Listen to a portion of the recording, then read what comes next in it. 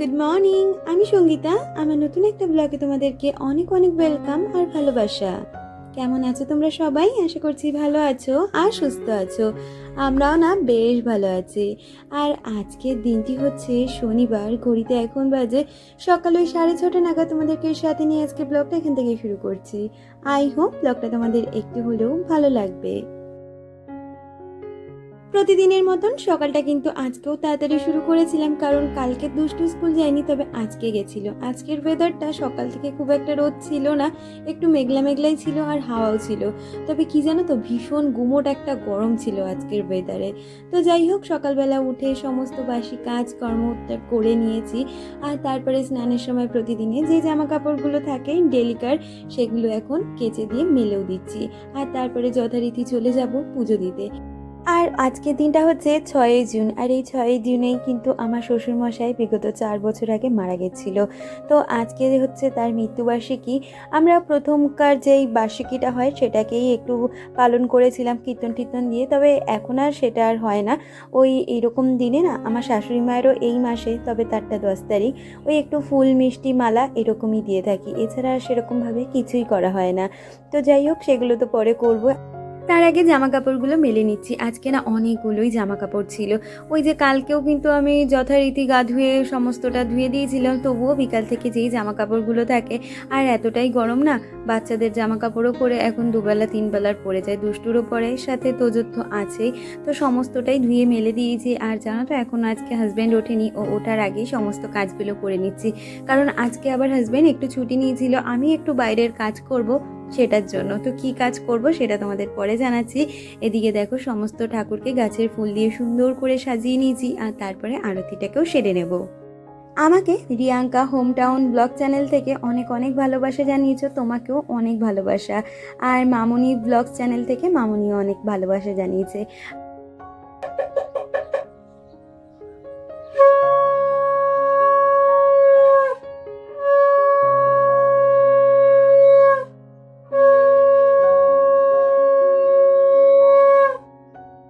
আর মিতালি দি আমাকে কমেন্ট করেছিল, দিদি লিখেছিল খুব ভালো লাগলো ভিডিওটা, দই বড়ার রেসিপিটা বলো, খুব ভালো লাগলো, ভালো থেকো, ভালোবাসা নিও, তুমিও খুব ভালো থেকো দিদি। আমি না দই বড়ার রেসিপিটা মিনি ব্লগের জন্য শ্যুট করেছি, আমি একটা রিলস ভিডিওতে তোমাদের সাথে রেসিপিটা শেয়ার করে দেবো, তার জন্য কিন্তু আর কোনো বড় ভিডিওতে আমি সেটা রাখতে পারিনি। তো যাই হোক, যথারীতি আরতিটা সেরে এদিকে তুলসী তলায় কিন্তু জলটাও দিয়ে নেব, আর তারপরে যথারীতি চলে যাব রান্নাঘরে। সকাল থেকে কাজগুলো খুব তাড়াতাড়ি করেই গুছিয়ে নেওয়ার চেষ্টা করছি। একে তো গরম, দ্বিতীয়ত একটু বাইরে বেরোনোর কথা রয়েছে। আসলে বাইরে বেরোনোর জন্য আমি তাড়াহুড়ো করে সংসারের সমস্ত কাজ বাস্ত গুছিয়েছি, প্লাস রান্নাবান্না, কিন্তু আলটিমেটলি যে কাজের জন্য যাব ভেবেছিলাম সেই কাজটার জন্য আর যেতেই হয়নি আমাকে। আর ওইদিকে ঠাকুর ঘরের সমস্ত কাজ সেরে এখন কিন্তু সোজা চলে এসেছি রান্নাঘরে। এসেই আগে কিন্তু চায়ের জলটা বসিয়ে দিয়েছি। আর ওইদিকে কিন্তু তোজো হাজব্যান্ড ওরা সবাই কিন্তু উঠে গেছিল। আজকে হাজব্যান্ডের ছুটি ছিল বলে আমি আর ওকে ডাকিনি। এমনি দিন কিন্তু ও নিজে থেকেই উঠে পড়ে, ওকে কখনোই ডাকতে হয় না। ছুটির দিন বলে সেও হয়তো ভেবেছিল একটু দেরি করে উঠবে, তাই জন্য আমি এদিকে তো কাজগুলো গুছিয়ে নিতে পেরেছি খুব তাড়াতাড়ি, এটাই বেশ ভালো। আসলে আমার ক্ষেত্রে কি হয় বলো তো, বাড়িতে যদি কেউ থাকে, বিশেষ করে হাজব্যান্ড, আমাদের বাড়িতে তো আর সেরকম মানুষ বলতে 2টো বাচ্চা আর হাজব্যান্ড, তো ওরা যদি বাড়িতে থাকে বা শুধু হাজব্যান্ডই ধরো থাকলো, যেরকম আজকে ছুটির দিন, এরকম দিনগুলোতে না আমার কাজ করতে একটু বিরক্তিই লাগে। আমার কাজগুলো একটু ফাঁকা ঘরে নিলিবিলিতে একার মনে করব, সেটাই বেশ ভালো লাগে। আর তাতে করে কিন্তু কাজগুলো খুব সুন্দরভাবে তাড়াতাড়ি হয়েও যায়। তো ওই যে হাজব্যান্ড দেরি করে উঠেছে বলে সকালের কাজগুলো কিন্তু তাড়াতাড়ি করে গুছিয়ে নিতে পেরেছি। ও যদি উঠতো, ওর আবার চা করে দেওয়ার ব্যাপারটা থাকে। ও এমনি সমস্যা করে না, চা খেতে খেতে ওই একটু খবর দেখে, এই যা, এছাড়া কোনো সমস্যা না। তবে নিজের মধ্যেই না এমন একটা জিনিস কাজ করে যে কেউ যদি চলে আসে, আমার হয়তো কাজগুলো খুব ভালোভাবে আমি গুছিয়ে উঠতেই পারবো না। একা মনে যতটা কাজ করা যায়, ঘরে লোকজন বেশি থাকলে সেই কাজগুলো কিন্তু সেরকমভাবে গোছানো যায় না। তাই হাজব্যান্ড বাজারে গেলে যেই সময়টা ফাঁকা পাই, সেই সময় বিছানা তোলা, ঘরদোর গোছানোর কাজগুলো করিনি। আর হাজব্যান্ড থাকাকালীন রান্নাটা সেরে নিয়ে তারপরে কিন্তু গোছগাছের কাজ বা ডাস্টিং ক্লিনিংয়ের কাজগুলো পরে করে। আমাকে আনিশা কমেন্ট করেছে, আনিশা লিখেছে দই বড়াটা দারুণ ছিল, আর ধুনোটা যেইভাবে কাগজ দিয়ে ধরালে আমিও ওইভাবে ধরাই। দিদি, রেড কাউয়ের যে দুধটা প্যাকেটগুলো ইউজ করো, ওগুলো কি হেলথের পক্ষে ভালো? এটা তোমার কাছ থেকে জানলে খুব সুবিধে হতো। তোমরা এমনি শুধু দুধ খাও না, প্রথম কথা আমরা না গরুর দুধ যেটা হয় সেটা কেউ খাই না। আসলে আমাদের বাড়িতে তো দুধ রেগুলার মেনটেন করে কেউ খায় না, যে আমি তোজোকে এভরিডে দুধ দিচ্ছি তাই জন্য আমাকে দুধ রাখতে হবে, সেরকম ব্যাপারটা নেই। যার জন্য মাঝে মধ্যে যখন আমরা দুধ খাই ওই প্যাকেট দুধটাই কিনে খাই।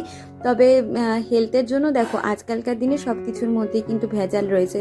তবুও আমি মনে করি যদি বাচ্চারা খাও বা তোমরা যদি খাও, গরুর দুধ খাওয়াটাই বেটার।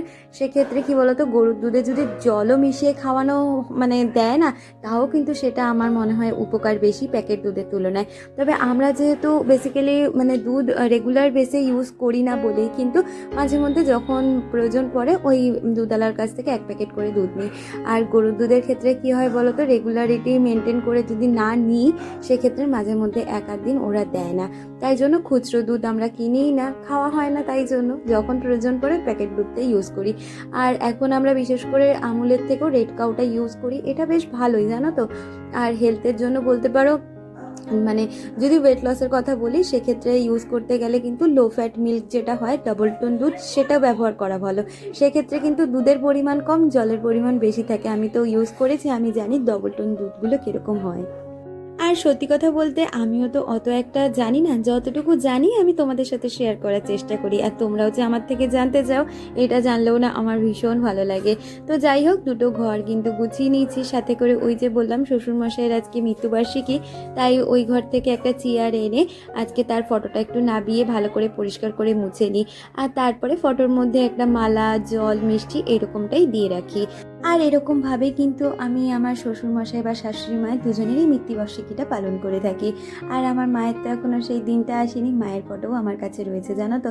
ওই দিনটা আসলে মাকে হয়তো একটু ফুল মিষ্টি দেবো, এইটুখানিই করি। ভগবান যতটুকু সাধ্য দিয়েছে ততটুকুর মধ্যেই সমস্ত কিছু গুছিয়ে নেওয়ার চেষ্টা করি, আর তার মধ্যেই সব কিছু করতে চেষ্টাও করি। তো যাই হোক, ওইদিকে হাজব্যান্ড কিন্তু মালা দিয়ে দিল শ্বশুরমশাইয়ের গলায়, আর এদিকে আমি একটু প্লেটের মধ্যে 5 রকমের মিষ্টি আর জল সাজিয়ে দিয়েছি, যেটা হাজব্যান্ড তাকে খেতে দিয়ে দেবে। আসলে আমার এইগুলো করারও ইদানিং খুব একটা ইচ্ছে করে না, যদিও বা হাজব্যান্ডের বাবা মা বলে কথা, কারোর বাবা মা মানে প্রিয় মানুষরা চলে গেলে তাদেরকে এই দিনটায় মানে এরকমভাবে পালন করব না সেটাও হয় না। আসলে কি জানো তো, দেখতে গেলে তারা কিন্তু এখন আর আমাদের কেউই আপন নয়।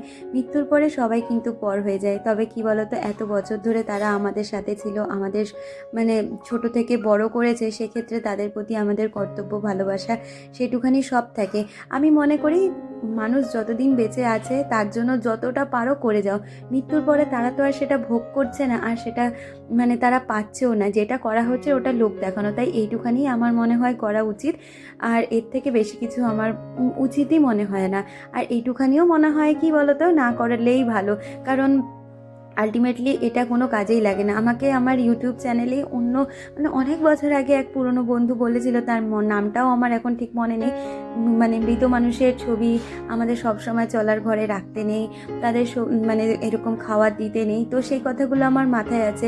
কিন্তু কি জানো তো, ওই যে আপন মানুষ বলি না, আপন মানুষের ওপর টানটা তো আমাদের সারা জীবনই থেকে যায়। সেই জায়গা থেকে এইটুখানিই করি, এর থেকে আর বেশি কিছু করি না। আর তারপরে হাজব্যান্ডের যেহেতু মা বাবা দুজনে কেউই নেই, ও তো ভীষণভাবে একা। আসলে কি জানো তো, মা বাবার জায়গাটা না কেউ নিতে পারে না, মা বাবা মা বাবাই হয়। হাজারো কষ্টের মাঝে কিন্তু ওই মা বাবাই আপন থাকে সারা জীবন। আমি নিজের মাকে হারিয়ে বুঝতে পারি। তো সেই জায়গায় দাঁড়িয়ে তাদেরকে মানে তাকে বলবো তোমার মা বাবার মৃত্যুবার্ষিকীতে ফুল মিষ্টি কিছুই দেবে না, সেটাও মানে খুব খারাপ লাগে। তাই জন্য আমিও আর সেইভাবে কিছু বলি না। তো যাই হোক, কথা বলতে বলতে আমি কিন্তু রান্নাঘরে চলে এসেছি। আজকে না খুব একটা রান্নাবান্নার ঝামেলা রাখবো না। আজকে খুব পছন্দর আমার বিউলির ডাল রান্না করব। আর ওই জন্য ডালটাকে কিন্তু আগে একটু হালকা করে ভেজে নিয়েছি। আর ভেজে নিয়ে তারপরে কিন্তু ওটা ওই 4-5টা সিটি মতন দিয়ে নেবো। একটু নুন, হলুদ দিয়ে নিই আজকে, শুধু নুন আর কাঁচা লঙ্কা দিয়ে।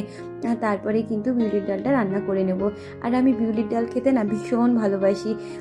আর এর সাথে আলু পোস্ত, তবে আজকে আলু পোস্ত টোস্ত কিছুই করবো না, মানে ডাল করব আর তার সাথে বেশ কিছু ধরনের ভাজা করব। আর এরকমই আজকে হালকা পাতলা রান্না, তার মধ্যে তোজোর খেলা রয়েছে। তো এই সমস্ত মিলিয়েই এই রকম রান্নাবান্নার আজকে রেখেছি।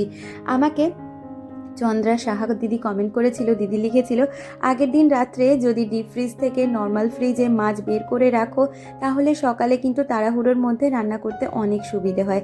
আমি এটাই করি, তাই তোমাকে বললাম। থ্যাংক ইউ সো মাচ দিদি এত সুন্দর একটা অ্যাডভাইস দেওয়ার জন্য। তো তোমরা আমাকে যে অ্যাডভাইসগুলো দাও জানো তো, আমিও আমার রিয়েল লাইফে সেগুলো অনেক সময় অ্যাপ্লাই করার চেষ্টা করি। আর কি বলো তো, আমার যেহেতু মাথার উপরে এখন গার্জেন বলে কেউ নেই, তো সেক্ষেত্রে তোমাদের এই সুন্দর সুন্দর অ্যাডভাইস থেকে শুরু করে আমার কাজের যদি কোনো ভুল ত্রুটি থাকে সেটাও যদি তোমরা আমাকে ধরিয়ে দাও, সেক্ষেত্রে আমি রাগ তো করিই না, আমার খুব ভালো লাগার জায়গা থাকে জানো তো। যাই হোক, ওই দিকের ডালটা আমি করে নিচ্ছি। আজকে কিন্তু ডালের মধ্যে মানে বেসিক্যালি বিউলির ডালে একটু মৌরি আর আদা বাটা দিলেই বেশি ভালো লাগে, আর সেইভাবেই ডালটা রান্না করে নিলাম। আর তার সাথে একটু কাঁকরোল ভাজা, একটু পটল ভাজা আর একটু ভেন্ডি ভাজা এরকমই রান্না করব। আর ঘরে তো রয়েছে আলুর চিপস, সেটা দিয়ে এই খাওয়াগুলো আজকে দুপুরে হয়ে যাবে আমাদের। আমাকে be style stay happy channel থেকে দিদি কমেন্ট করেছিল, সে লিখেছিল নেক্সট ভিডিওতে শেয়ার করো তোমার সংসার খরচা, যেমন রোজ বাজার, বাচ্চার এডুকেশন, ইলেকট্রিক বিল, অন্যান্য সাবস্ক্রিপশন থাকলে নিজেদের কসমেটিক্স খরচা টোটাল কত হয় আর মান্থের এন্ডে কতটা সেভ করো। আর তুমি লিখেছো তুমি বেশ ভালো কাজ করো। থ্যাংক ইউ সো মাচ, প্রথমেই তোমাকে বলি। আর খুব সুন্দর একটা আমাকে কমেন্ট করলে। দেখো, আমি প্রতি মাসে কিন্তু যখন আমাদের গ্রসারি জিনিস আসে তখন আমি তোমাদের সাথে কিছু ছোট ছোট টিপস শেয়ার করি যে আমি কীভাবে সেভিংস করি। তবে কি বলো তো, আমাদের সবার ক্ষেত্রে আগে বাজেট একটা রাখা প্রয়োজন। তুমি যখন আমাকে এই কমেন্টটা করেছো, আমি নিশ্চয়ই এই রিলেটেড একটা ভিডিও বানাবো। আর সত্যি কথা বলতে, খরচ তো আমাদের প্রতিটা সংসারেই থাকে, বিশেষ করে ফিক্সড কিছু খরচ আমাদের সব সময় থাকে, কিন্তু আমরা চেষ্টা করব খরচের মধ্যে থেকে মাসের শেষে কত টাকা সেভ করতে পারি। আর আমাদের মতন গৃহিণীদের আগে সেভিংয়ের দিকে নজর দিতে হবে। খরচ তো থাকবেই, খরচ না করলে কি আর সংসার চলবে? খরচের মধ্যেও কিন্তু আমাদের অনেক জায়গা থেকে সেভিংস করার অপশান থাকে, সেখান থেকেই মাসের শেষে অল্প অল্প করে আমাদের সেভিংস করতে হয়। তো আমি কিন্তু সেই রকমভাবেই চলার চেষ্টা করি। তবে তুমি যেটা বললে সেই কমেন্টে আমি রিলেটেড একটা ভিডিও করার খুব তাড়াতাড়ি চেষ্টা করব। তো যাই হোক, কথা বলতে বলতে ওদিকে কিন্তু রান্নাবান্নাটা মোটামুটি কমপ্লিট করেই ফেলেছি। আর এদিকে হাজব্যান্ডকে দিয়ে দিলাম ছাতু আর মুড়ি, আর আমি একটু ছাতুর ঘোল মতন খেয়ে নেব। আর তোজও গেছে পড়তে, দুষ্টুও গেছে স্কুলে, ওরাও ফিরলে ওদেরও একটু ছাতু আর মুড়ি দিয়ে দেবো। আমাকে বনিতা কমেন্ট করেছে, বনিতা লিখেছে আমারও ঘর মোছার নির্দিষ্ট কোনো সময় নেই, নিজের সংসারের কাজ নিজেকেই সময় করে করতে হয়। দই বড়া কীভাবে বানালে বললে না তো? তোমরা দই বড়ার অনেকেই কমেন্ট করছো, নিশ্চয়ই আমি একটা মিনি ব্লগে দিয়ে দেবো, আমি তখন তোমরা দেখে নিও কিভাবে আমি দই বড়াটা বানিয়েছি। আর যেমনটা বললাম, ওইদিকে হাজব্যান্ডকে খেতে দিয়ে আমি কিন্তু ছাতুর ঘোলটাও বানিয়ে নিলাম। আর সত্যি কথা গো বনিতা, সংসারের কাজগুলো যখন একাকেই করতে হয় না, তাই নিজের সুবিধে মতন কাজগুলো যদি আমরা গুছিয়ে করে নিতে পারি, সেক্ষেত্রে আমাদের কিন্তু অনেকটাই সুবিধে হয়। আর তারপরেও বড় কথা, আমাদের তো মানে ওয়েদারের সাথে তাল মিলিয়ে সংসারের কাজগুলো করতে হবে। সংসারের কাজগুলো হয়তো একই থাকে, কিন্তু ওয়েদার থেকে শুরু করে নিজের মন মানসিকতা সমস্তটারই কিন্তু পরিবর্তন হয়। তো সেক্ষেত্রে আমাদের সব কিছু বুঝে শুনেই সংসারের কাজগুলো করে নিতে হয়। আমাকে সিম্পল লাইফস্টাইল চ্যানেল থেকে ঋতুশ্রী কমেন্ট করেছিলে, সে লিখেছিল প্রতিদিনের মতন আজকের ভিডিওটাও খুব ভালো হয়েছে দিদি, কেন জানি না এই কয়েকদিনে তোমাকে খুব ভালোবেসে ফেলেছি, তাই তোমার ব্লগ আসার সাথে সাথেই ভিডিও দেখিনি। থ্যাংক ইউ সো মাচ, এইভাবেই পাশে থেকো। আর আমাকে নাজিরা কমেন্ট করে লিখেছিলে ভিডিওটা দারুণ হয়েছে। থ্যাংক ইউ নাজিরা, এইভাবেই পাশে থেকো। বন্ধুরা, যেমনটা দেখতে পেলে এদিকে রান্নাবান্না সমস্তটাই গোছগাছ করে ফেলেছি। আর আজকে খুব একটা বেশি রান্নার ঝামেলা রাখিনি, কারণ কি বলতো, আজকে যাব একটু অন্নপূর্ণা ভাণ্ডারের যে ফর্মটা পেয়েছি সেটা জমা দিতে আমাদের মিউনিসিপ্যালিটিতে। আর আজকে হচ্ছে শনিবার, তোজোর খেলা রয়েছে, সব মিলিয়েও আজকের দিনটা এই কারণেই সিলেক্ট করলাম, কারণ কি আজকে হাজব্যান্ড আবার ছুটি নিয়েছে। তো সে কারণে হাজব্যান্ড বলল তুমি যাও, কতটা কি টাইম লাগে দেখো, আমি তোজোকে নিয়ে সেরকম হলে মাঠে চলে যাব, তুমি ওখান থেকে ডাইরেক্ট মাঠে পৌঁছে যাবে। তাই রান্নাবান্না সেরেছি, এখনও ফর্ম ফিল আপ করিনি। হাজব্যান্ড গেছে সমস্ত কিছু জেরক্স করাতে, এখন ভয়েস ওভারের কাজটা বাকি আছে, ভয়েস ওভারটা দিয়ে ভিডিওটা আপলোডে বসিয়ে তারপরে ফর্মটা ফিল আপ করবো। আর আমি ওই ধরো 12:30 একটা নাগাদ বেরোবো, কতটা কি সময় লাগে দেখি। তারপর ওখান থেকে বাড়ি ফিরবো না, ওখান থেকে একদম ডাইরেক্ট তোজোর মাঠেই চলে যাব। ওখানে থেকে ওকে খেলিয়ে নিয়ে তারপরে আবার ফিরবো, যার জন্য সকাল থেকে কাজগুলো তাড়াহুড়ো করে গুছিয়ে নিলাম। আর তোমরা তো দেখতেই পেলে আজকে কিন্তু আমার শ্বশুরমশাইয়ের মৃত্যুবার্ষিকী, মানে আজকে 4 বছর তার পূরণ হলো। তো সব মিলিয়ে সেরকম তো আর কিছু করা হয় না, একটু ফুল মালা জল মিষ্টি যেরকমটা দিই সেরকমটাই দিয়ে দিয়েছি। তো যাই হোক, এখন এই কাজগুলো বাকি আছে, কতটা কি ভিডিওতে শেয়ার করতে পারবো জানি না। তাহলে পুরো ভিডিওটার সাথে থাকো, আর কেমন লাগছে ভিডিওটা অবশ্যই কমেন্ট করে জানিও। আর কে কে অন্নপূর্ণা ফর্ম ফিল আপ করলে আর জমা দিলে সেটাও কিন্তু আমার নেক্সট ভিডিওটা তোমরা জানিও। আসলে ভেবে তো ছিলাম আজকে মিউনিসিপ্যালিটিতে যাব, ফর্মটা ফিল আপ করে, মানে ফিল আপও হয়নি আর জমাও দেওয়া হয়নি।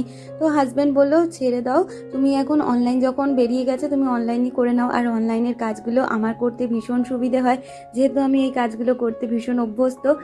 আর অনলাইনের কাজগুলো কিন্তু খুব তাড়াতাড়িও হচ্ছে, তো তাই জন্য অনলাইনেই আমি ফর্মটা ফিল আপ করে নিয়েছি। আর তোমরা এর আগের দিন আমার ট্রাইপড দেখতে চেয়েছিলে, যেটা আমি নতুন কিনেছি। এই ট্রাইপডটা আমি নতুন কিনেছি, ভীষণ ভালো, আমার কাজ করতে অনেকটাই সুবিধে হয়। আর একটু দামটা বেশি, আগের দিনই বলেছিলাম 900 টাকা মতন দাম পড়েছে। আর এটা কিন্তু হাইটটাও যেমন ভালো, বিশেষ করে স্ট্যান্ড থেকে শুরু করে হোল্ডার, মানে ফোন হোল্ডার, সমস্তটাই দারুণ হয়েছে। আমার কাজ করতে আগের থেকে অনেকটাই সুবিধে হয়েছে। আজকের ভিডিওটা তাহলে এই পর্যন্ত রাখছি, দেখা হচ্ছে পরবর্তী ভিডিওর সাথে। ততক্ষণ তোমরা ভালো থেকো, সুস্থ থেকো।